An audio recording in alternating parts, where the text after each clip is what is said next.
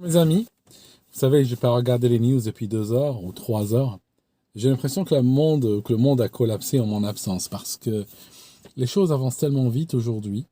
C'est comme je vous disais hier avec cette boîte de sel que j'ai achetée à 1,80. Et le temps que j'arrive à la caisse, il m'a dit ça a augmenté, c'est 1,90 maintenant.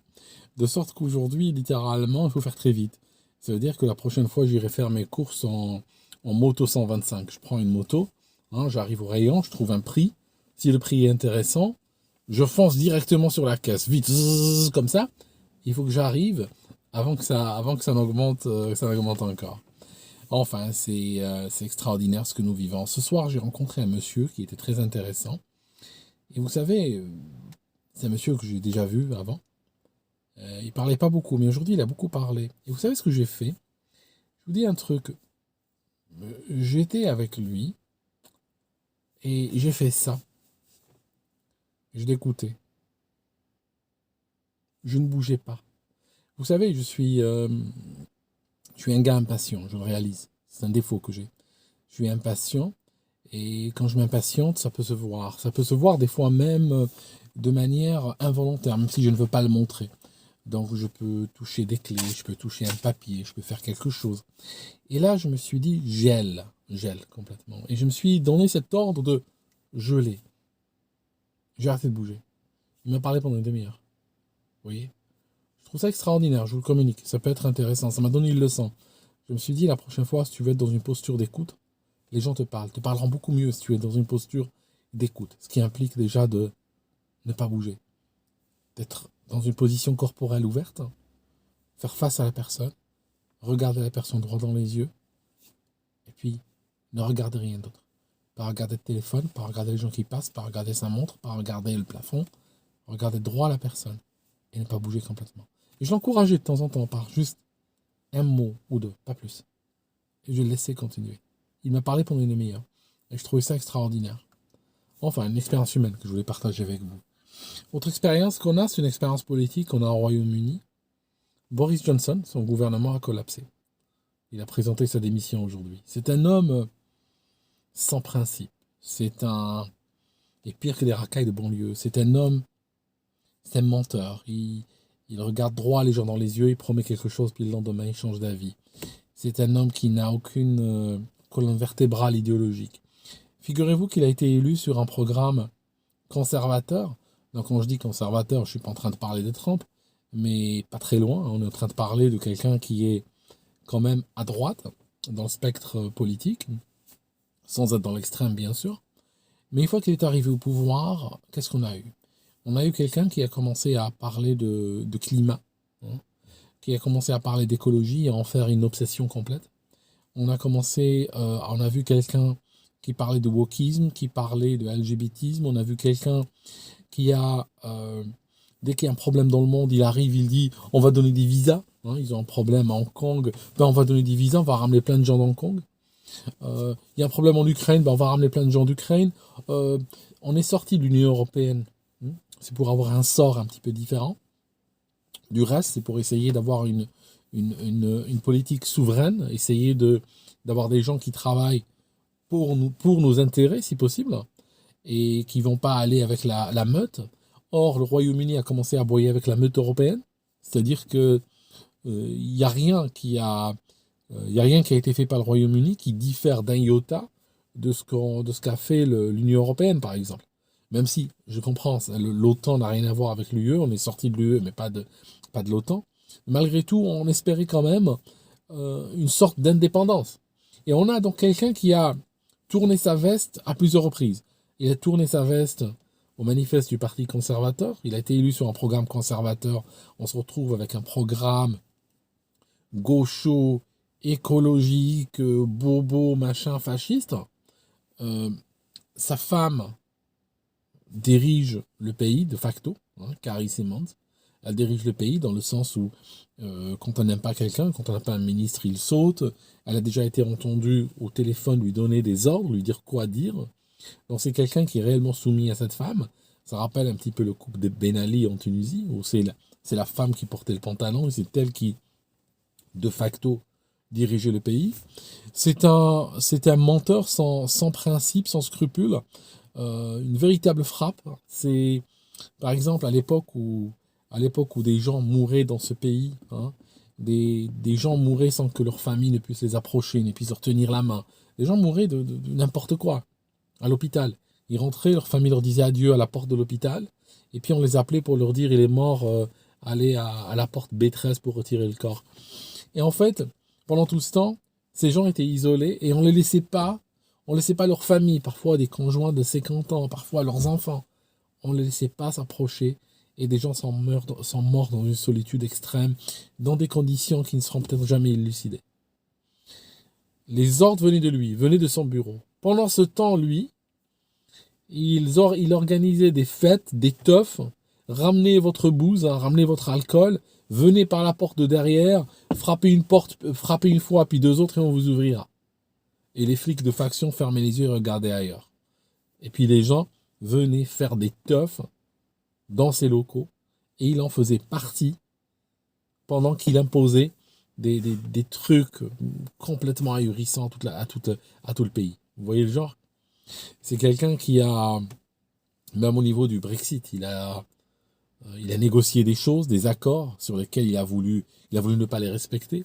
Et ça, c'est très important au niveau institutionnel ici. C'est-à-dire que on n'est pas obligé de signer les accords. Et ça, je le dis aussi pour les Français qui disent oui, ben on signe, puis on n'en a rien à foutre, on n'a qu'à ne pas respecter. Ça ne marche pas comme ça. Rien n'oblige de signer des accords qui vont contre son propre intérêt.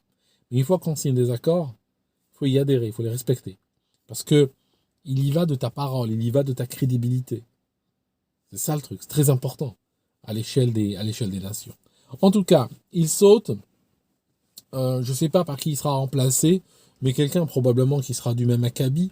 Moi, je refuse aujourd'hui, il y a des gens, alors je vous dis un truc, il y a des gens qui disent ici, oui, c'est vrai que c'est une vermine, mais en même temps, on a l'habitude, il faut le garder parce que bon, on peut avoir pire que lui. J'en ai ras-le-bol de ce discours. J'en ai ras-le-bol de choisir la vermine puissance 10 ou la vermine puissance 100 ou la vermine puissance 1 million. Je refuse aujourd'hui de rentrer dans ce jeu. Et malheureusement, c'est un petit peu à quoi nous sommes condamnés. On a cette impression ici, mais vous l'avez probablement en France, que nous ne sommes plus vraiment les maîtres de notre destin. Qu'on a des gens, le prochain Premier ministre britannique sera probablement choisi par Schwab. Ok ? Sera probablement choisi par le WEF, sera probablement un young leader, sera probablement quelqu'un au service d'un autre agenda. Peu importe ce qu'il dira, peu importe c'est quoi les valeurs qu'il montrera avant d'arriver au pouvoir, une fois qu'il arrivera au pouvoir, il va suivre l'agenda. D'accord ? C'est ça qui est terrible. On a l'impression que c'est pour ça que les gens se désinvestissent du vote, se désinvestissent de la politique, c'est pour ça que les jeunes, ça les intéresse même plus. Parce que ça ne sert strictement à rien. C'est un petit peu le feeling qu'on a. On a l'impression que notre destin est décidé ailleurs. D'accord ?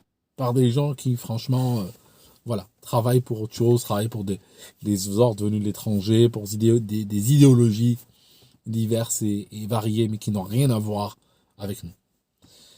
En tout cas, voilà, c'est sur un autre sujet. Il y a eu une prise de tête entre l'Inde et l'Union européenne. L'Union européenne reproche à l'Inde, tenez-vous bien, d'acheter du pétrole à la Russie. Ok ? L'Inde, qui par ailleurs a eu une grande période de sécheresse cette année, et a décidé de réduire ses exportations, de limiter ses exportations de graines, de blé, de tout ça. Et en fait, ce qui est intéressant, c'est que l'Inde a décidé d'exporter aux pays méritants. Et ça, ce que je trouve drôle, aux pays méritants. Ça veut dire que nous allons réellement vers un monde, et c'est le monde de la crise en réalité. On te vend, non pas parce que tu as l'argent, ce n'est plus l'offre, la demande, la loi du marché, tout ça. Non, c'est s'en fiche ton argent, garde-le. De toute façon, qu'est-ce qu'on a à foutre si c'est pas toi, s'il viendra de quelqu'un d'autre. L'argent ne vaut rien en fait. Ce qui vaut, c'est celui qui a la marchandise. Et après lui, il voit si tu es méritant et il te la vend. Si tu n'es pas méritant, il te la vend pas. En tout cas, l'Inde a déjà, il y a deux trucs, il y a un truc drôle, c'est que l'Inde d'un côté, elle a exprimé son étonnement que de recevoir des leçons de l'Union européenne qui lui disent de ne pas acheter de pétrole à la Russie, alors que l'Union européenne, à ce jour, achète des millions et des millions de dollars de gaz à la Russie. D'accord? Donc, ils donnent des leçons aux autres, mais eux, voilà, ils les appliquent pas sur eux-mêmes. Hein, ça, c'est un premier point. Le deuxième point, et ça, je trouvais très intéressant, parce que ça n'existe plus en Europe. L'Inde a évoqué l'intérêt supérieur de la nation pour continuer à acheter du pétrole russe. L'intérêt supérieur de la nation, c'est un concept qui n'existe plus dans ce qu'on appelait les démocraties occidentales. Ça n'existe plus. L'intérêt supérieur de la nation n'existe pas. Quand on regarde, par exemple, les Pays-Bas qui détruisent leur agriculture, qui détruisent leurs élevages, et on regarde d'autres pays qui détruisent, qui ferment des centrales nucléaires, comme la France, Fessenheim ou autres, quand on voit des pays qui détruisent sur l'autel d'idéologie, ils disent pas ceci s'oppose à l'intérêt supérieur de la nation. L'intérêt supérieur de la nation n'existe pas. Le seul intérêt supérieur qui existe, c'est d'être au service d'idéologie. Voilà, c'est assez effrayant ce à quoi nous sommes arrivés aujourd'hui. En tout cas, voilà mes amis, c'est juste une petite vidéo. Je vous laisse sur ceci. Abonnez-vous s'il vous plaît à mon canal sur l'islam. Je vous dis pourquoi. Il y a une faute. Il y a une faute, je vous le dis tout de suite. Comme disait Tom Clancy, il y a 3 types de menaces. Il y a les menaces du passé, il y a les menaces du présent, et il y a les menaces intemporelles. Vous savez bien que il y a certaines choses qui sont intemporelles et qui reviennent régulièrement. Je trouve absolument désastreux, je trouve absolument irresponsable de la part des différents pouvoirs occidentaux et autres, mais ils sont irresponsables surtout, pas seulement sur ça, de s'intéresser à la radicalisation uniquement quand il y a des attentats. Et dès qu'on n'a pas un attentat majeur depuis 12 mois ou autre, c'est bon, on considère que le problème qui a commencé à 1400 ans, finalement, de nos jours, a été résolu, c'est fini. Ça, c'est très grave. Parce que généralement, quand on a, je sais pas moi, quand on vit dans un endroit où on a tendance, par exemple, à avoir des inondations majeures, on n'attend pas la pluie pour commencer à construire des digues. On construit les digues quand on a une accalmie. On les construit en été, quand il ne pleut pas. D'accord? Comme ça, nous sommes prêts pour l'hiver. Or, aujourd'hui, par rapport à la radicalisation islamiste, ce qu'on fait, c'est que, tout simplement, on ignore le sujet. On ignore, ça ne nous intéresse pas. On n'en parle pas, il n'y a aucun travail qui est fait, aucun travail en profondeur. Et on attend. On considère que le problème est clos, que le dossier est clos. Jusqu'au jour où on aura un autre Bataclan, on aura un autre Nice, ou on aura un autre chose. Et là, on se réveille et puis on réalise que c'est quand même une menace intemporelle. D'accord ? Et c'est pour ça que je crée ce canal, c'est aussi pour essayer de faire face à cette menace, essayer de travailler dans la sérénité, dans la paix, dans l'harmonie. C'est pas comme... Parce qu'avant, quand j'en parlais peut-être dans un contexte tendu. Si vous regardez mes vidéos sur l'islam, celles que j'ai faites avant, ça n'enlève rien à leur mérite, mais elles étaient dans un contexte où, entre chaque vidéo, il y avait au moins un gros attentat, avec des morts, des veuves et des orphelins. Donc c'est vrai que le ton de ces vidéos-là incluait justement l'ambiance émotionnelle dans laquelle nous baignons tous. Et puis bien sûr, inévitablement, le temps passant, les recherches continuent et la sensibilité va progresser, va maturer. Et bien sûr, j'ai envie de réaborder ces choses avec un angle plus apaisé, parce que le temps nous permet d'avoir cet apaisement-là. À l'époque, nous n'avions pas le luxe de l'apaisement. D'accord ? Voilà, donc abonnez-vous. En vous abonnant, vous m'encouragez tout simplement à faire la prochaine vidéo. C'est pour ça que j'insiste, tout simplement.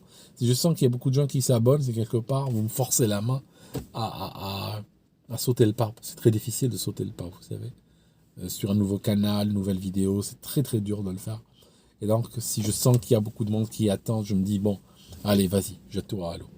Merci en tout cas, et puis on se voit dans une prochaine vidéo. Ça peut être demain, ça peut être dans 10 ans, ça peut être dans 2 mois, je ne sais pas. En tout cas, ces derniers temps, je suis très actif parce que beaucoup de choses qui se passent dans ma tête, dans le monde, beaucoup de choses qui se passent entre nous, donc j'ai envie d'être là plus souvent. Voilà. Merci mes amis, et puis à très bientôt.